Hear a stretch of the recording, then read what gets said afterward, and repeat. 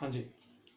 Coming to the next topic of first chapter, chemical equations and reactions. Corrosion.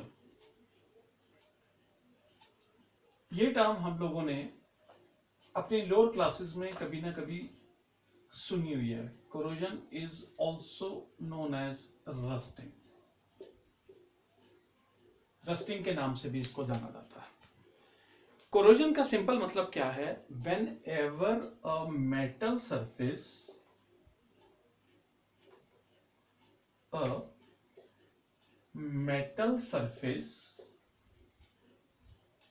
is attacked by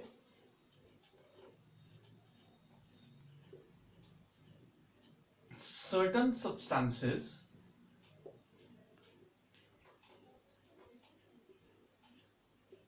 like acids or moisture,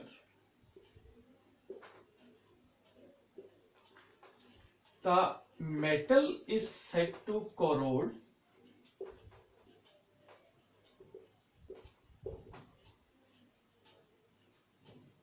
and the process is called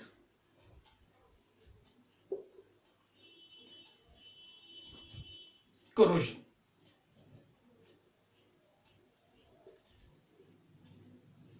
कोई भी metal surface अगर किसी acid या atmosphere के moisture factor के contact में आती है तो मेटल सरफेस खराब होनी, कोरोड मतलब खराब होनी शुरू हो जाती है. And the process is called as corrosion. For example, हम लोगों ने रस्टिंग ऑफ आयरन के बारे में सुना होगा. Rusting of iron, clear? Iron जब प्योर फॉर्म में होती है ग्रे कलर की होती है, but when the surface of the iron comes in contact with these atmospheric factors, moisture content, air, when it is attacked by atmospheric factors, the surface of iron turns brown and flaky, जिसको हम बोल देते हैं iron को जंग लग जाना. Turns brown and flaky. Flaky मतलब होता है कि मेटल की सरफेस, मेटल की जो स्ट्रेंथ है वो भी वीक होनी शुरू हो जाती है. तो it turns brown and flaky. Chemical formula of the rusting of iron is Fe2O3.XH2O. Iron oxide dot XH2O means any number of water molecules can come in contact with the iron, and this is the chemical formula of corrosion of iron. This is the chemical formula of corrosion of iron. Similarly, number 2, corrosion of copper.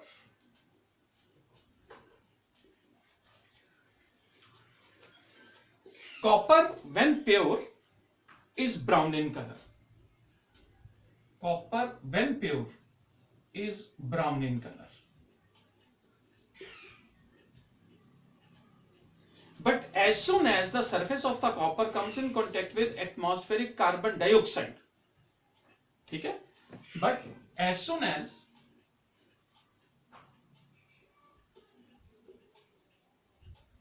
it is attacked by atmospheric factors such as carbon dioxide and moisture,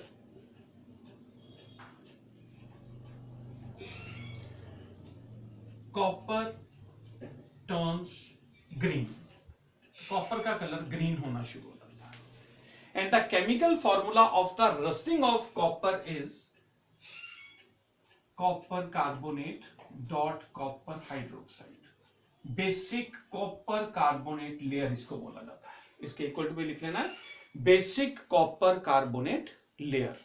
तो इसका मतलब है iron corrosion के बाद brown होनी शुरू हो जाती है, कॉपर कोरोजन के बाद ग्रीन होनी शुरू हो जाएगी।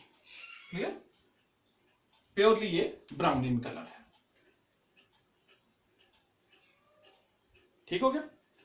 इसके बाद हमारे सिलेबस में जो थर्ड कोरोजन है वो है corrosion of silver. Third example हमारे सिलेबस की है corrosion of silver. Example number 3,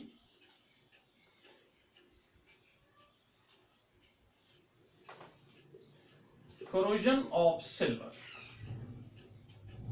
Silver on corrosion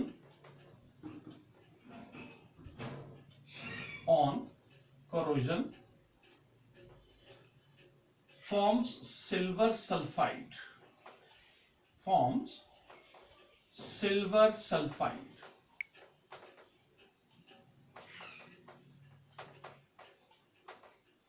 Which is black in color. तो इसका मतलब है सिल्वर कोरोजन के बाद क्या हो जाएगी? ब्लैक हो जाएगी। क्यों? Due to the formation of silver sulphide. इसका मतलब सिल्वर की कोरोजन का फॉर्मूला क्या हुआ? Silver sulphide. तो ये 3 मेटल्स की कोरोजन हमारे सिलेबस में है। अब प्रश्न ये उठता है कि कोरोजन से बचने के हमारे पास अलग अलग क्या तरीके हैं? What are the various ways by which we can prevent the metal surfaces from corrosion? क्योंकि corrosion एक ऐसी प्रोसेस है जो किसी भी कंट्री की इकोनॉमी को हर साल बहुत बड़ा नुकसान पहुंचाती है। प्रिवेंशन,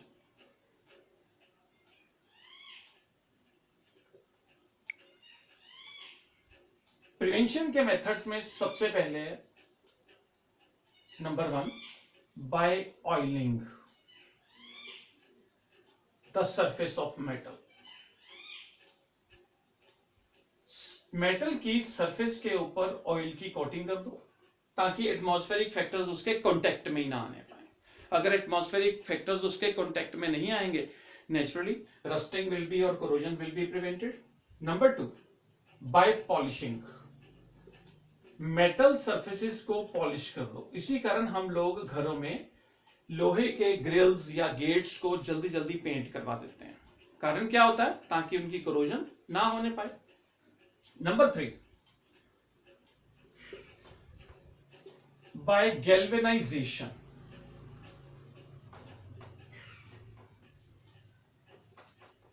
गैल्वेनाइजेशन एक केमिकल प्रोसेस है। Depositing a thin layer of zinc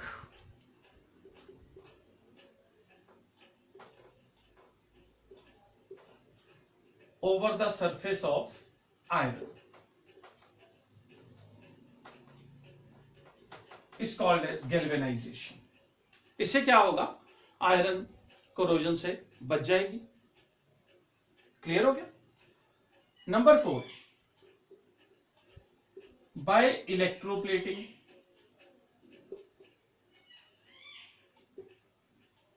किसी सुपीरियर मेटल के ऊपर किसी इंफीरियर मेटल की कोटिंग कर दो। जैसे आपने कई बार सुना होगा कि सिल्वर के ऊपर आमतौर पे गोल्ड की प्लेटिंग कर दी जाती है, तो gold plating by electrolysis, it is electroplating. And number 5, by alloying, by making alloys. ये हम लोग metals and non metals chapter में डिटेल में डिस्कस करेंगे। So there are 5 methods to prevent the metals from corrosion: by oiling the surface of the metal, number 2 by polishing, number 3 by galvanization. Galvanization means depositing a thin layer of zinc over the surface of iron. Number 4 by electroplating, किसी भी superior metal की coating किसी inferior metal के ऊपर कर देना, या by alloying। जैसे आपने सुना होगा कि आयरन है, आयरन को क्योंकि रस्ट जल्दी लग जाता है तो इसके एलॉयज बना दो, इसको स्टील में कन्वर्ट कर दो। हम लोग मेटल्स नॉन मेटल्स चैप्टर में इसके बारे में पढ़ेंगे। तो these are the 5 methods by which corrosion can be prevented. अब कोरोजन हमारे लिए बहुत ज्यादा डिसएडवांटेजियस है। इसके डिसएडवांटेज क्या है? Disadvantage of corrosion, biggest disadvantage of corrosion किसी भी कंट्री के लिए एक बहुत बड़ा इकोनॉमिक लॉस होता है हर साल, क्योंकि हमारी कंट्री के अंदर या किसी भी कंट्री के अंदर जितने भी बड़े बड़े ब्रिजेस हैं, जितनी भी बड़ी बड़ी रेलिंग्स हैं, वो सारी की सारी आयरन की बनी हुई हैं। तो नेचुरली आयरन लगातार अगर एटमॉस्फेरिक फैक्टर्स के कांटेक्ट में आएगा तो कोरोजन हो जाएगी, कोरोजन होगी तो वो वीक हो जाएंगे। अब उनके रख रखाव के लिए, उनकी मेंटेनेंस के लिए हर साल दो तरीके करने पड़ते हैं, या तो उनको चेंज करना पड़ता है या उनको उनके ऊपर इनमें से कोई चीज करनी पड़ेगी लगातार। तो क्या होगा कि मेंटेनेंस कॉस्ट क्योंकि बहुत ज्यादा है मेटल सरफेसेस की, क्यों? क्योंकि उनको कोरोजन से बचाना है। तो किसी भी कंट्री का एक बहुत इकोनॉमी का एक बहुत बड़ा हिस्सा इन चीजों को जो मेटल्स की बनी हुई हैं उनको रख रखाव में बहुत ज्यादा पैसा खर्च होता है। तो that's why this is the biggest disadvantage of corrosion. Corrosion की दूसरी डिसएडवांटेज है, it makes the metal surface weak, makes the metals weak. ये मेटल्स को धीरे धीरे वीक कर देती हैं। मेटल्स के अंदर जितनी स्ट्रेंथ पहले होती है, कोरोजन के बाद धीरे धीरे वो स्ट्रेंथ कम होना शुरू हो जाती है। क्लियर होगी बात? कोरोजन के बाद हमारा लास्ट टॉपिक जो इस चैप्टर का है, दैट इज रेंसिडिटी।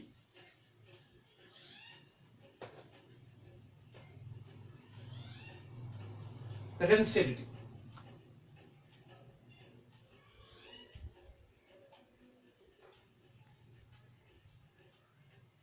रेंसिडिटी का मतलब क्या है? देखिए, कोई भी fat and oil containing substances, जैसे कि आप घर में चिप्स या लेज खाते हो, हम लोग उसका पैकेट खोल लेते हैं। पैकेट खोलने के बाद सपोज कर लो हमने सारा कंज्यूम नहीं किया, थोड़ा खा लिया, थोड़ा सोचा बाद में खा लेंगे, पर थोड़ी देर के बाद जब उसको कंज्यूम किया जाता है तो उसके टेस्ट में थोड़ा सा डिफरेंस आ जाता है। वो डिफरेंस क्यों आया? क्योंकि एटमॉस्फेयर की एयर की ऑक्सीजन उसके कांटेक्ट में आ गई, और उसके कांटेक्ट में आते ही उसने उन सब्सटेंसेस को क्या कर दिया? उनके टेस्ट को चेंज कर दिया। तो रेंसिडिटी का मतलब क्या है?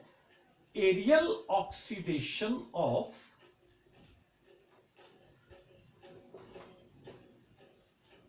Fat and oil containing substances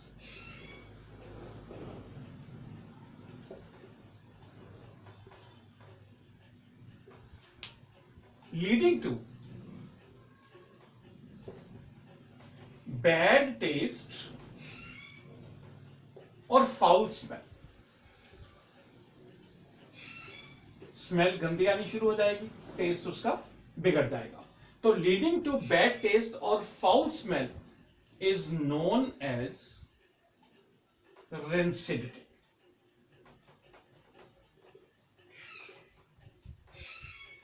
And the substances are said to be rancid. ऐसे सब्सटेंसेस को कंज्यूम नहीं करना चाहिए, क्योंकि ऐसे सब्सटेंसेस को कंज्यूम करने से they directly lead to food poisoning. अब रेंसिडिटी से बचने के उपाय क्या हैं? रेंसिडिटी से बचने के उपाय, prevention. How can we prevent rancidity? Rancidity से बचने का सबसे पहला उपाय है by filling the packets of oil or fat containing substances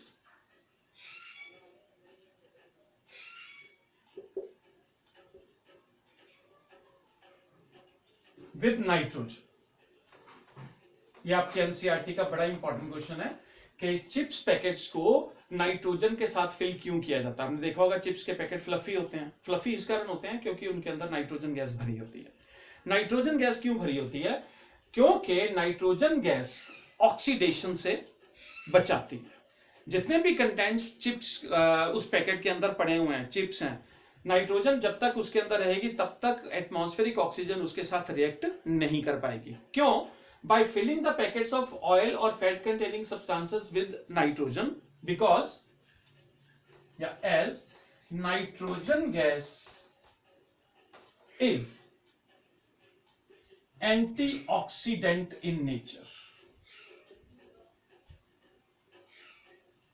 ये क्या करेगी? फूड कंटेंट्स को ऑक्सीजन के कांटेक्ट में आने से बचाएगी। इस कारण उसके पैकेट्स को नाइट्रोजन के साथ फिल किया जाता है। Number 2, by refrigeration. आपने घरों में देखा होगा कि जो भी रात को सब्जी वगैरह बचती है उसको हम लोग कंटेनर में डाल के किसके अंदर डाल देते हैं? फ्रिज में, क्योंकि रेफ्रिजरेशन कूलिंग इफेक्ट पैदा करती है और कूलिंग इफेक्ट के कारण भी एटमॉस्फेरिक एयर ऑयल और फैट कंटेनिंग सब्सटेंसेस को खराब नहीं कर पाती। तीसरा, bye using air tight containers.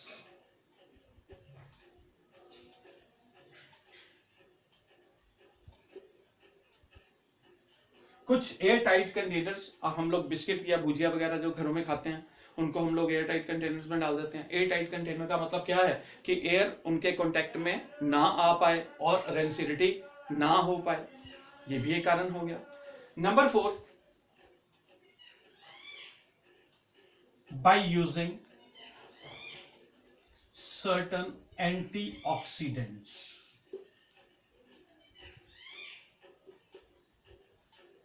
Antioxidants कुछ केमिकल्स होते हैं, नाम से ही पता चल रहा है ऑक्सीडेशन से प्रिवेंट करने वाले। तो कुछ केमिकल्स हैं, ठीक, जैसे BHA है, ब्यूटाइल हाइड्रोक्सी एनिलिन। तो कुछ एंटीऑक्सीडेंट्स का यूज करके हम लोग रेंसिडिटी से फूड स्टफ्स को बचा सकते हैं। तो रेंसिडिटी मतलब ऑयल या फैट कंटेनिंग सब्सटेंसेस अगर एटमॉस्फेरिक एयर के कांटेक्ट में आ गए, खराब हो गए, उनकी स्मेल चेंज हो गई, गंदी स्मेल आनी शुरू हो गई, बैड टेस्ट हो गया, ऐसे सब्सटेंसेस को खाने से they directly lead to food poisoning. अब हम लोग इस नुकसान से बचना चाहते हैं, तो रेंसिडिटी से बचने के उपाय क्या हैं कि जिन भी पैकेट्स के अंदर ऑयल या फैट कंटेनिंग सब्सटेंसेस हैं उनके पैकेट्स को नाइट्रोजन गैस से फिल कर दिया जाए ताकि रेंसिडिटी हो ही ना पाए। आपकी एनसीईआरटी का बड़ा इंपॉर्टेंट क्वेश्चन है, why are the packets of chips flushed with nitrogen? Flushed मतलब filled with, they are filled with nitrogen gas to prevent rancidity. क्यों? ये एंटीऑक्सीडेंट इन नेचर है, प्रिवेंट रेंसिडिटी, ये रेंसिडिटी प्रिवेंट करेगा। Second, by refrigeration. Third, by using air tight containers. Number 4, by using certain antioxidants, कुछ chemicals होते हैं। तो इस प्रकार से ये आपका जो चैप्टर था केमिकल इक्वेशन एंड रिएक्शंस, वो सारे का सारा कंप्लीट हो गया। अब एक बात याद रखना, नेक्स्ट पार्ट में मैं आपको इसके बोर्ड्स में आने वाले क्वेश्चंस साथ साथ देता जाऊंगा। क्वेश्चंस आप लोगों ने नोट कर लेने हैं और उनका आंसर मैं बोलता जाऊंगा। आपने time to time, place to place video को पॉज करके उसका आंसर साथ के साथ नोट करते जाना है ताकि आप लोगों को यह पता लगता जाए कि हमने किस क्वेश्चन का आंसर कैसे देना है। लर्निंग भी स्टार्ट हो जाएगी। कॉपी अपनी प्रॉपर बना लो, ये कॉपी आपको पेपर में बहुत काम है। ठीक, वीडियो पॉज करके सारा नोट कर लो।